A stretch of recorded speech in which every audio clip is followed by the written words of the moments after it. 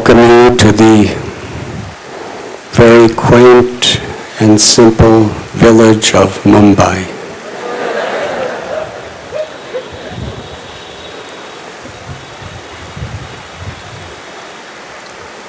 My sincerest gratitude to everyone for being here today. I am very happy I get to serve you without having to undergo any painful formalities. Thank you for giving me this chance.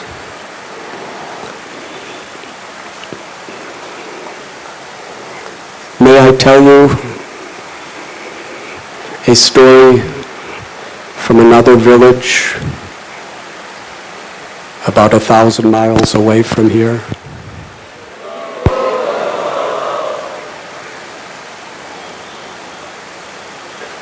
In the state of Bengal, the province of Nadia,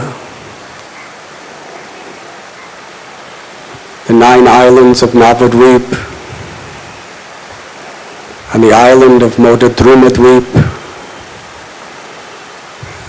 there is a village named Mamgachi. And that village lived a very dear associate of Lord Chaitanya Mahaprabhu. His name was Sharanga Thakur. Yesterday was his disappearance day.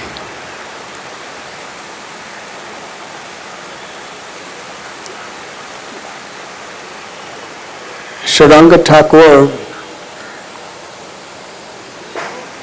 was an empowered Vaishnav. His life, his soul, his everything was the service of Sri Chaitanya Mahaprabhu.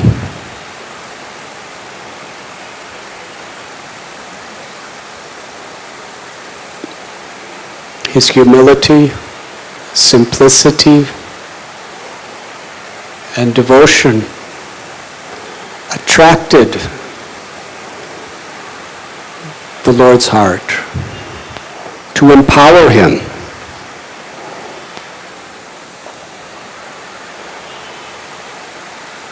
People wanted to take initiation from Sharanga Thakur,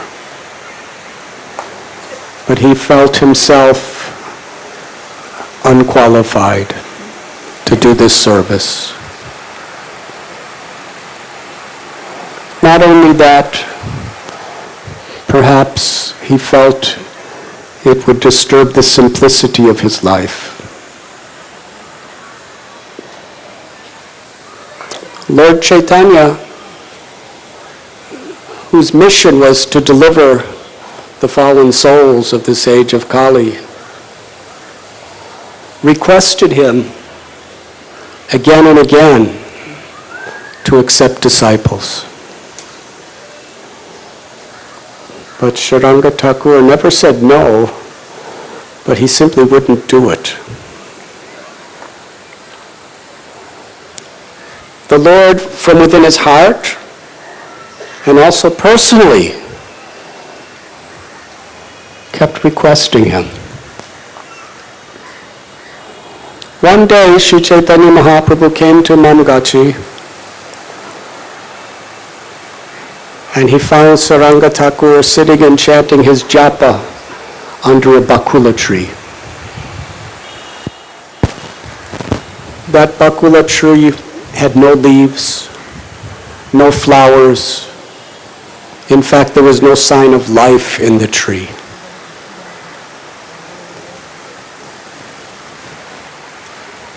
Our Lord embraced the tree. And instantly, leaves and flowers began to blossom. He brought the tree back to life by his mercy. And through this incident, Lord Chaitanya Mahaprabhu wanted to show Sharanga Thakur that he wanted to do the same thing for the spiritually dead people of this world. The real flower of human life is the opportunity to awaken our original Krishna consciousness.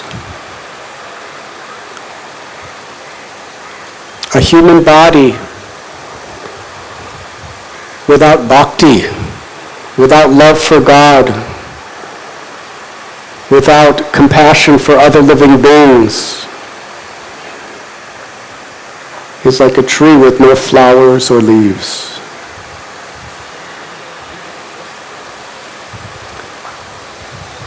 Mahaprabhu wanted to bring the dead to life, and he wanted Sharanga Thakur to do so as well.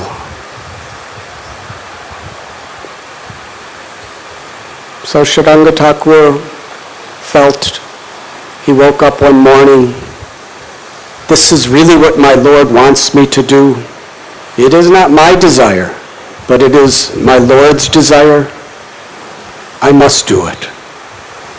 The first person I meet today, I'm going to give him initiation.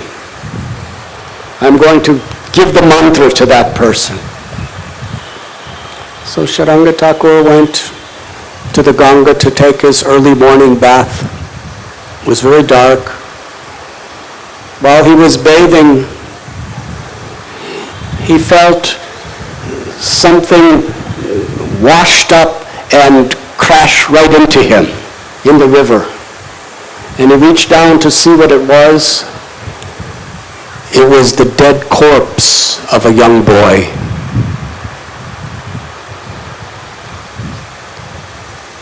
Sharanga Thakur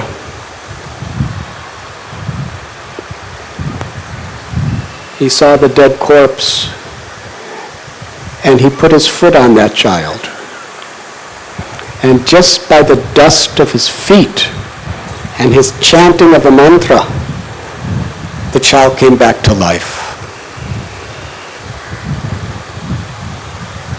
Then the first thing he did, as soon as the child came back to life, he whispered the mantra in his ear and gave him initiation.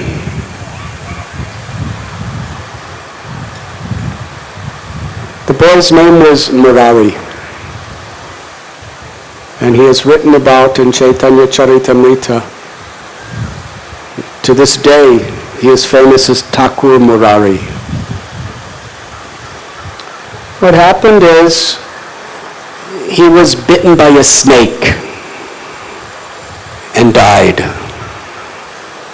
In those days in Bengal, if a person died of a snake bite, they neither buried him or cremated him, but they just put his body in the river.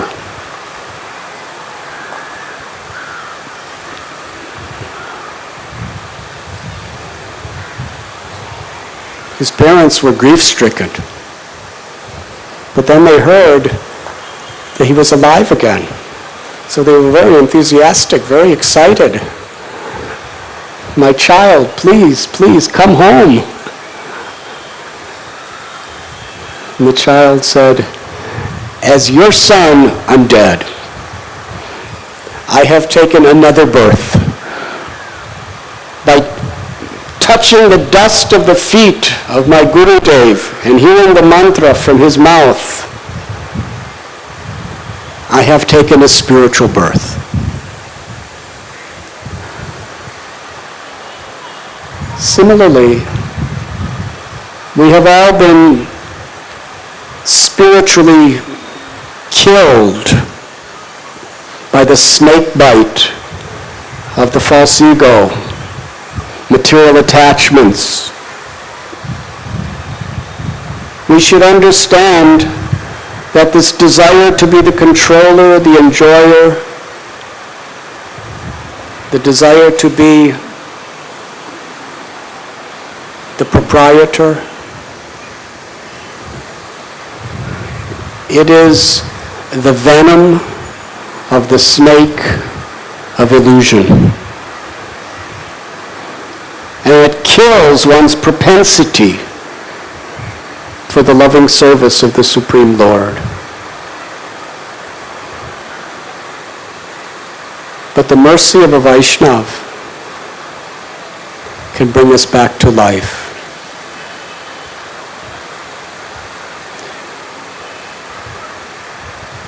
Thakur Murari became a very, very great Vaishnav and a very great preacher as well, a dedicated disciple of Sriranga Thakur.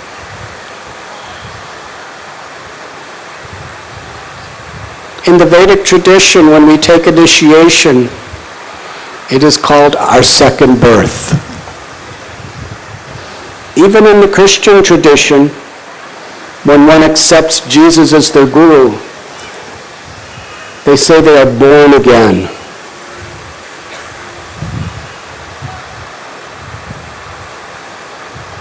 Born into our natural spiritual purpose in life.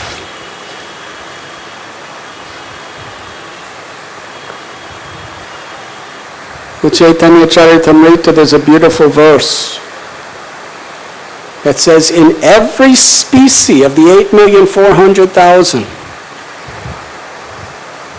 again and again, we have a mother, we have a father, we have brothers and sisters, and aunts and uncles and cousins and friends. But when we die and go into another body, generally we do not remember any of our previous relationships.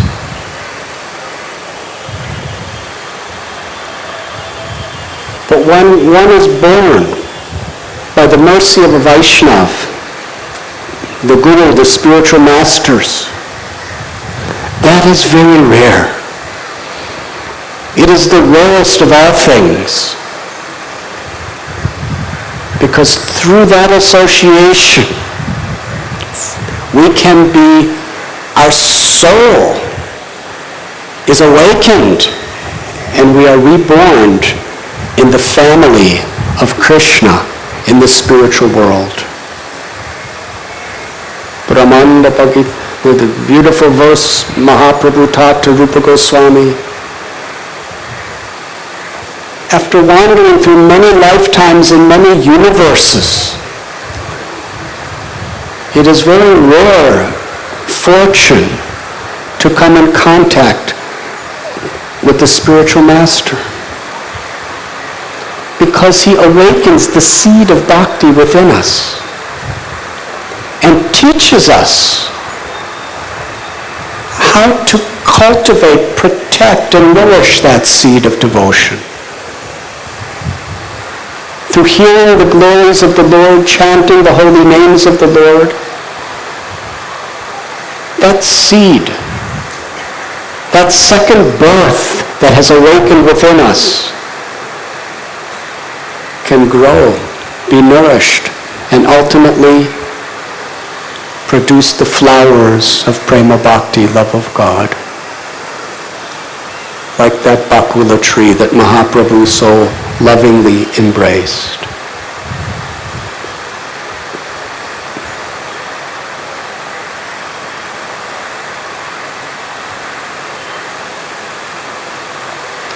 This very simple understanding is foundational for our spiritual progress. You see, Thakur Murari, after he was given a new life in devotional service, he was so deeply grateful.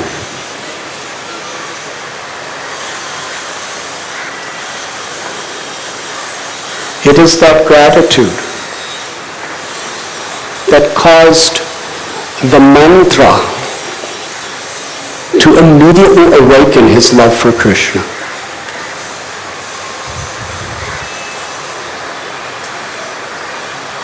The dust of the feet of the Vaishnava means the kindness, the mercy and the willingness to serve a great devotee. That, by the mercy of Vaishnav, our inclination for devotional service is reborn.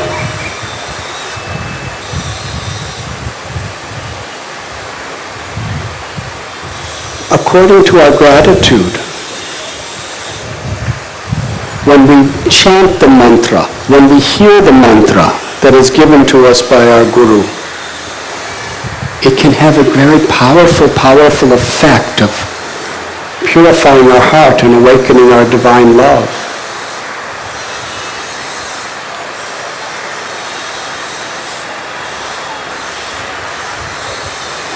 If we really want to make spiritual advancement,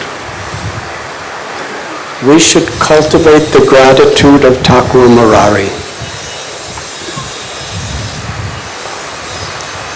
Bhaktivinoda Thakur and other great acharyas, when they pray to the spiritual masters,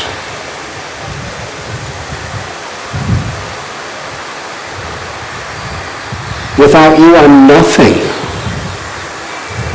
Without you I'm nowhere. King Prataparudra, he was the king of all of Orissa. But yet he revealed his heart. If I do not get the mercy of Lord Chaitanya Mahaprabhu, I have nothing. I am nothing. He had a wonderful family, obedient children, beautiful wife, wonderful palaces, massive wealth. All of his kingdom, they admired him, they honored him, they worshipped him as their king. A king is considered in those days to be the representative of God on the social platform. He had everything, but he considered it all nothing, zero, useless, without the mercy of the Lord, without love of God. In fact, hearing that he could not receive the mercy of Lord Chaitanya, he had honestly decided either to end his life or to leave everything behind and become a beggar, sleeping in the street, wearing rags, with a begging bowl, not begging for food, begging for mercy. Because he considered himself nothing without Krishna.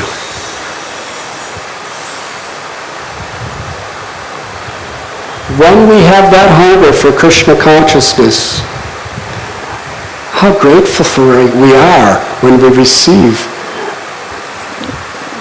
the opportunity to serve.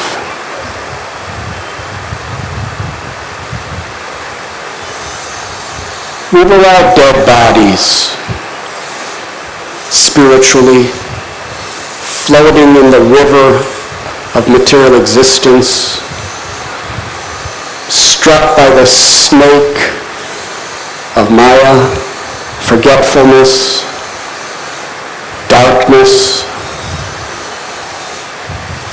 filled with the venom of ego and selfish desires. But by the dust of the feet of Srila Prabhupada, directly or indirectly, our spiritual lives have awakened. We've been given a life in the spiritual world in a seed form. Now it is up to us individually, each and every one of us, to cultivate and nourish that seed. In order to do so qualitatively, like Thakur Murari. We should be so grateful to Srila Prabhupada. And how do we express that gratitude?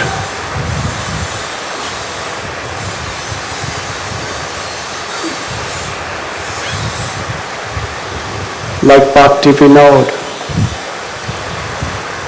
your mercy is all I am made of, he prayed. This is not just poetic words. We take them very literally. Your mercy is all that I am made of. Thakur Murari, when he spoke like that, he meant it. Your mercy is all I have. It's all that I am made of. And spiritually, that is true for all of us. A grateful heart is like a heart that is plowed nicely and very fertile field. We have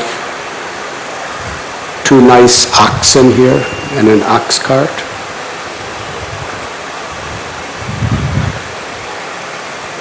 The oxen represents the father of human society, and the cow represents the mother of human society. The mother provides milk, and the father, in form of the oxen, tills the fields so that the seeds for grains and vegetables will grow.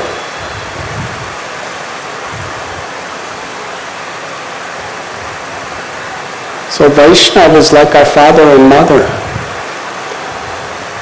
Srila Prabhupada,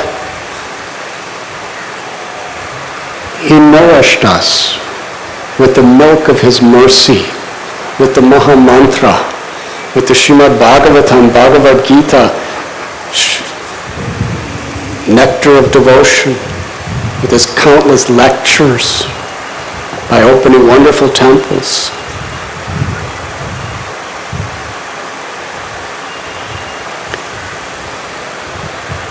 In order for the seed to grow, it has to have soft and fertile ground.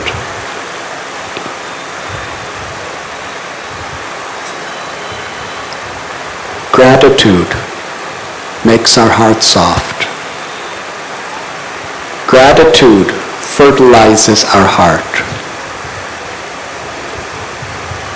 Gratitude enables the seed of bhakti to grow.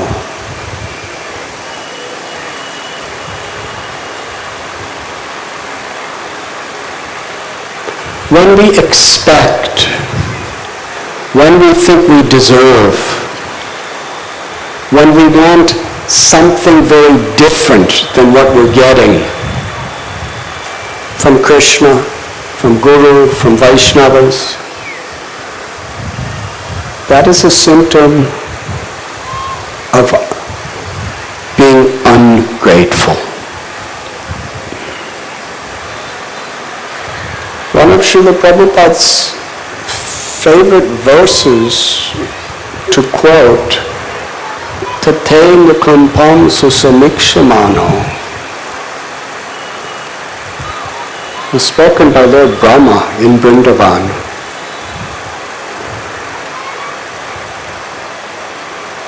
That one who even in very painful, difficult situation, with folded palms and a grateful heart says, Krishna, I thank you. Considering whatever difficulties we're going through is no one's fault but my own. Whatever previous karma, whatever previous difficulties, Krishna's just giving me a small portion of what really I deserve as far as difficulty. A devotee considers, I deserve so much more difficult that I'm getting, but I don't deserve mercy and goodness. Then we're grateful. If you think you deserve something, you cannot be grateful. If you demand something more, that means you're absolutely ungrateful.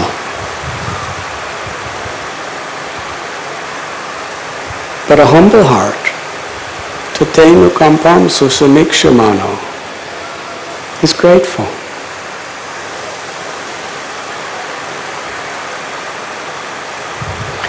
And one who has that heart, Lord Brahma says, Chaitanya Mahaprabhu quoted, and Srila Prabhupada taught us, that person alone can inherit the perfection of liberation.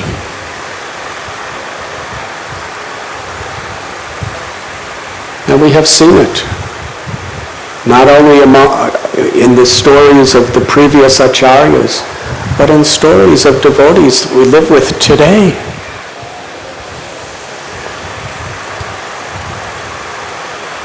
Here in Mumbai, we had our little Stoka Krishna, dying of cancer at the age of 34, smiling in gratitude. I did not deserve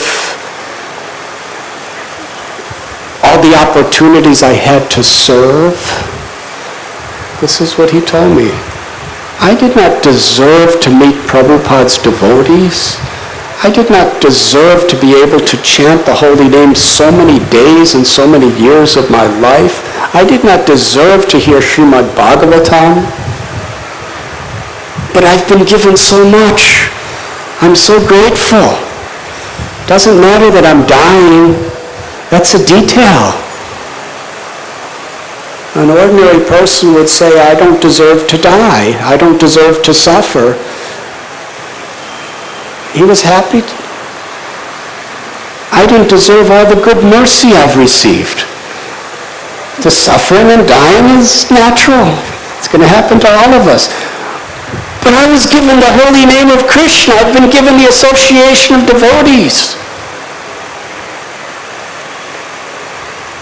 He left this world blissfully and picked up in the hands of Srila Prabhupada and Krishna.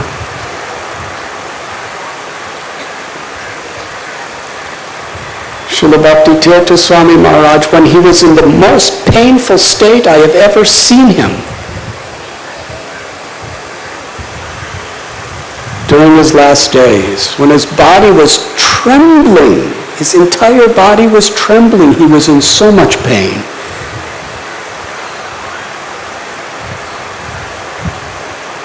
We recited the Maha Mantra together,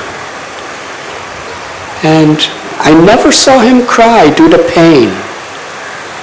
But as we were chanting, he smiled. It was not a smile of this world. It was a smile of manifesting from Goloka Vrindavan.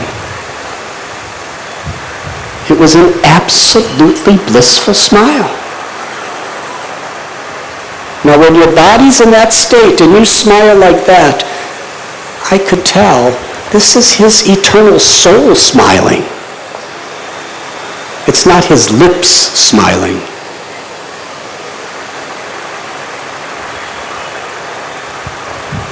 And he looked at me with tears pouring from his eyes and said, I am so fortunate. I would not trade my position today for anyone else's in the whole world. Because in this condition, I am tasting the holy name like I've never tasted before. I am so grateful.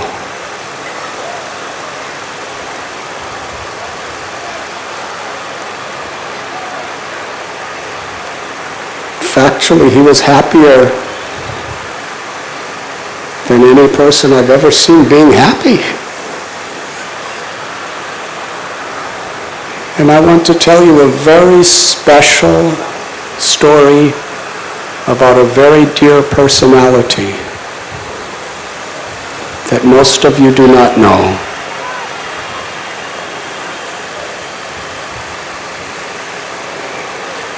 One of the most grateful, gracious, blissful devotees I've ever seen.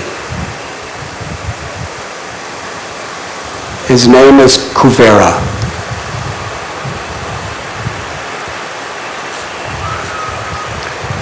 Kuvera had one of the most painful terminal diseases.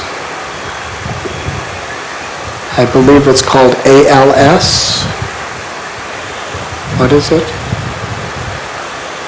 In America, it's called Lou Gehrig's disease. It's a disease where everything inside just starts deteriorating and melting away. Once you get it, you die. You cannot, there's no cure. You lose control of practically all of your functions. Your arms, your legs, digestion, your power to speak.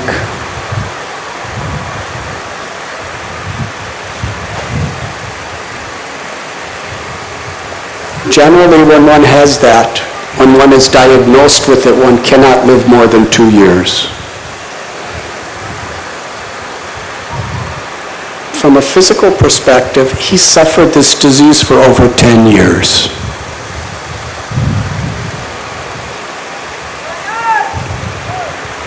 Very simple devotee.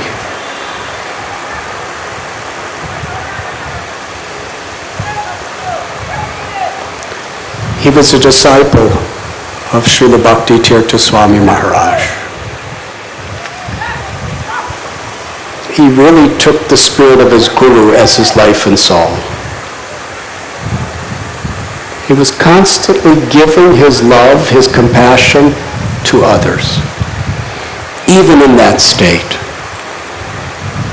he never complained. He was simply giving, giving, and giving. Last year in Washington, D.C., on his birthday, I saw something that was unbelievable.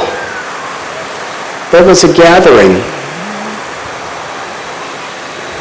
About 1/3 were Hare Krishna devotees. About 1/3 were Christians. About 1/3 were Muslims. And it was like a Vyasa Puja. Everyone was coming up to speak. And everyone who was speaking was crying in love for him. And everyone in the audience was crying in love for him. He couldn't speak hardly. A slurred sound, and somebody who knows him really well could somehow or other interpret. But he's just sitting there in a wheelchair, emaciated.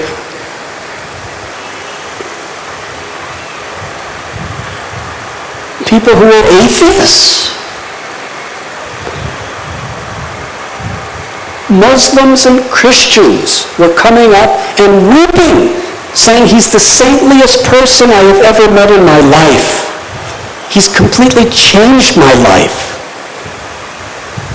He's given me an understanding, according to my own religion, of what it really means to love God.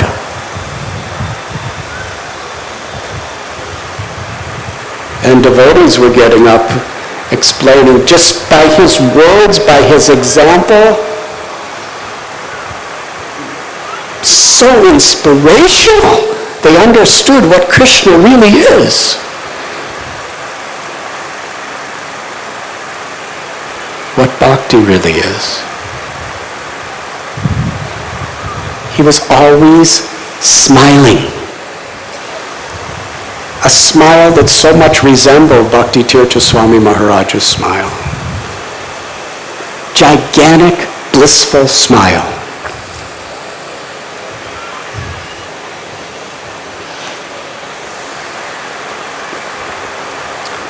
He would come every Saturday to the institute that Bhakti Tirtha Swami Maharaj established. Now Madhvacharya Prabhu and Kunti Devi are living. To get there from his home, he would have to take trains, he would have to take buses.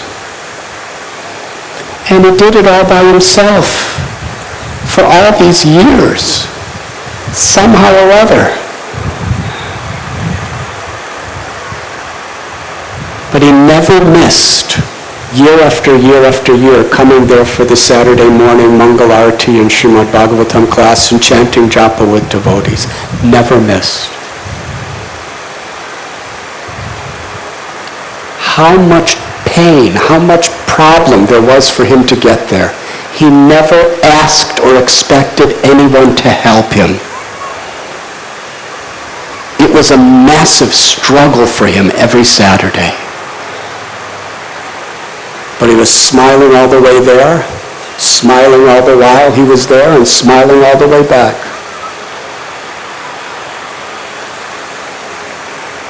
One time he was on a bus, and somebody, as he was coming off the bus, because he could hardly walk, somebody pushed him from behind because they were in a hurry. And if you just pushed him at all, he would just fall down. On the roadside, he was laying there, and somehow or other he made it to the institute. Grateful. No complaint.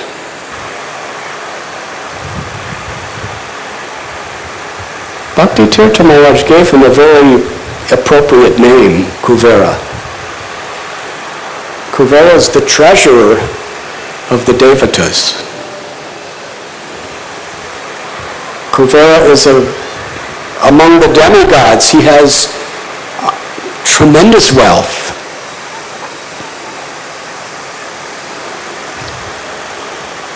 The only real wealth, the wealth of the heart, is gratitude, devotion, compassion, and love. That is wealth. If you don't have that, you are living in miserable poverty. Even if you're a millionaire or a billionaire. Because money, power, prestige, physical strength can give no fulfillment to the heart. Does not touch the soul. But humility, gratitude, compassion, devotion, love, these qualities bring real fulfillment. They water the tree of bhakti. And they please Krishna. That is wealth. Kuvera, not only did he possess real wealth, but even though he could hardly talk, whatever few words came out of his mouth, he was distributing that wealth profusely to everyone who came in contact with him.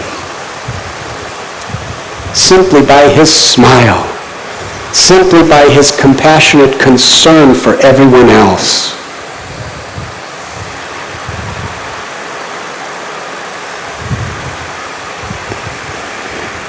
He was actually one of my very, very dearest friends.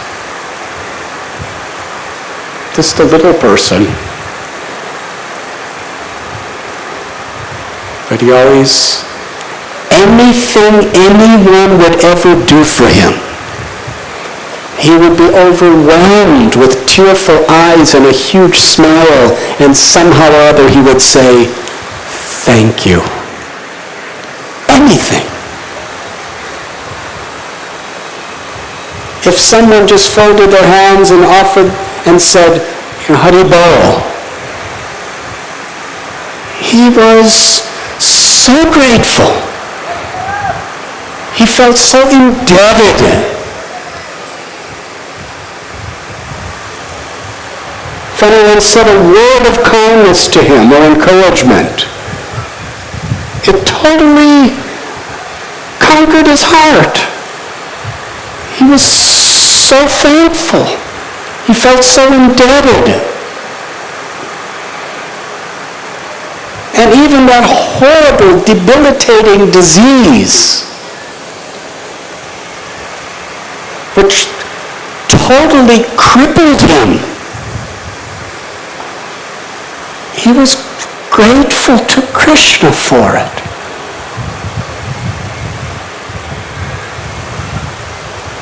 There was nothing within this material world that could disturb his happiness. Because his happiness was from within. From very, very deep within.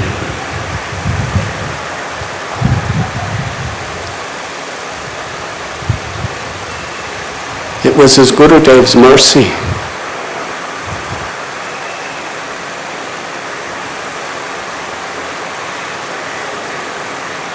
When any of the devotees who know Kuvera, or any of the people who are Muslims or Christians or atheists or anybody else who knows Kuvera, all you could do is feel, I want what he has. Not the disease, but what's in his heart. Because actually, it's all the people running around, running after dreams of the ego that are really diseased. From a spiritual perspective, he was a very healthy person. He did not expect anything from anyone. He just wanted to give. And because of his condition, most people, if they didn't know him, would just not even want to go near him.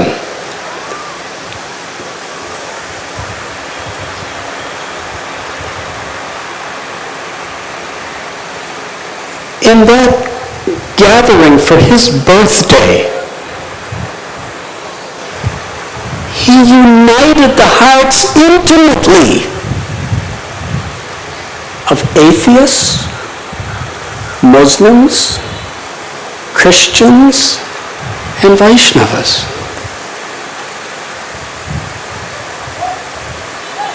Everyone in that room felt such deep love for each other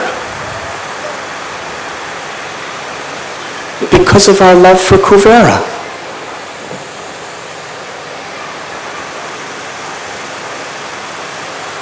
There was prostitutes getting up and said, I was a prostitute. I was born in the ghetto. I knew no other way of making money. I had bad association. Everyone hated me. But Kuvera, he appreciated me for something inside that I didn't even know was there. And because of him, I gave up prostitution. I surrendered to God. And now I'm a chaste and faithful wife and have several children. And it's all due to Kuvera.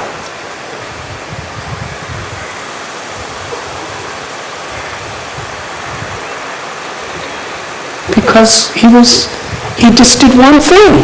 He didn't judge her and he was kind to her. And she became a very holy lady.